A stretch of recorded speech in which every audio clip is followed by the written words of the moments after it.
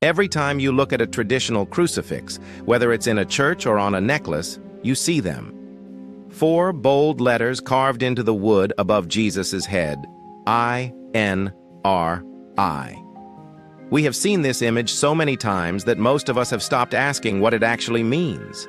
Maybe you learned in Sunday school that it stands for Jesus of Nazareth, King of the Jews, and you would be right, but only partially.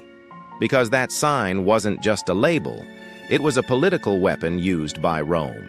It was a billboard written in 3 different languages for the whole world to see. And according to some fascinating historical theories, it might have contained a hidden message in Hebrew, a code so controversial that the religious leaders begged Pontius Pilate to change it. And he refused. So what did that sign really say? And why does it matter today? In the next few minutes, we are going to decode the history, the languages, and the mystery behind the title on the cross. Most of us have seen those 4 letters, INRI, carved into crucifixes in churches or paintings for as long as we can remember. Technically, it's an abbreviation for the Latin phrase, Jesus Nazarenus, Rex Judaeorum, Jesus of Nazareth, King of the Jews. On the surface, it looks like a simple identification tag, but don't let that fool you. In the Roman world, this wasn't a caption, it was a legal death sentence. They called it the Titulus Crucis. Its purpose wasn't just to say who the person was, but to terrify everyone watching. It was Rome saying, "This is what happens when you challenge Caesar." Now you have to look at the psychology of Pontius Pilate here. Why would a Roman governor call a crucified carpenter a king? It wasn't out of respect. It was a calculated insult. Pilate was fed up with the Jewish religious leaders who pressured him into this execution. By writing King of the Jews and nailing it above Jesus' head, he was essentially mocking the high priests. He was telling them, "Look, here is your king, beaten and dying on a piece of wood." It was a political slap in the face. But here is where the story gets really interesting. If Pilate just wanted to mock the Jews or warn the public, he could have just written it in Latin, the official language of the empire. But he didn't stop there. He commanded that this charge be written in 3 distinct languages. According to the Gospel of John, chapter 19, verse 20, many of the Jews read this title because the place where Jesus was crucified was near the city, and it was written in Hebrew, Latin, and Greek. This detail is crucial. You have to understand that in the ancient world, you didn't just put up trilingual signs for no reason. It took effort. Hebrew was the language of religion, of the covenant, the language of the locals. Latin was the language of the law, the military, and the Roman Empire itself, the language of power. And Greek?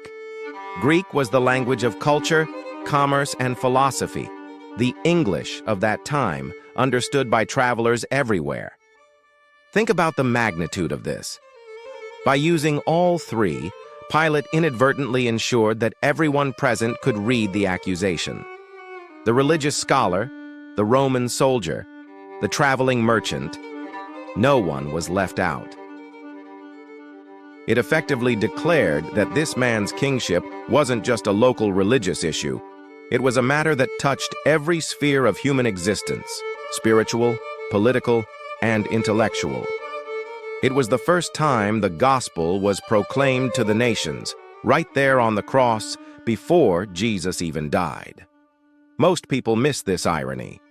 Pilate meant to shame a Jewish rebel in front of a diverse crowd during Passover. But in reality, he was drafting the first universal proclamation of Christ. But the religious leaders, they saw something else in that sign. Specifically in the Hebrew text, they saw something that terrified them. Now, brace yourself, because this is the layer that often gets lost in translation. We know the Latin is INRI, but remember the sign was also written in Hebrew. If we translate the phrase Jesus of Nazareth and King of the Jews into the Hebrew of that time, it would likely read, Yeshua HaNotzri Wamelech HaYehudim. Why does that matter? Look closely at the first letter of each of those 4 words.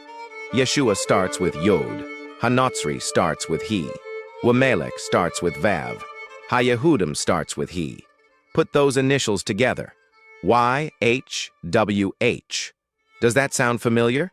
It's the Tetragrammaton, the unpronounceable holy covenant name of God, Yahweh. This creates a mind-blowing perspective on why the chief priests went running to Pilate in a panic. In John 19:21, they beg him, "Do not write the King of the Jews, but that this man said, 'I am King of the Jews.'" They didn't just want to correct a political title. It is very possible that they were horrified because from their viewpoint, the holy name of God was being spelled out above the head of a crucified criminal. They wanted the wording changed to break that pattern. But Pilate, perhaps guided by something bigger than himself, simply replied, "What I have written, I have written." He refused to change a single letter. In the end, what Pontius Pilate intended as a final mockery turned out to be the ultimate revelation. He thought he was just shaming a rebel, but in refusing to change those words, he may have legally and prophetically authorized the name of God, YHWH, to hang over the cross. It's one of history's greatest ironies. The pagan governor who washed his hands of the truth ended up being the one to publish it to the world. So, the next time you see those 4 letters, INRI, remember that there is so much more beneath the surface. It's not just a Roman abbreviation.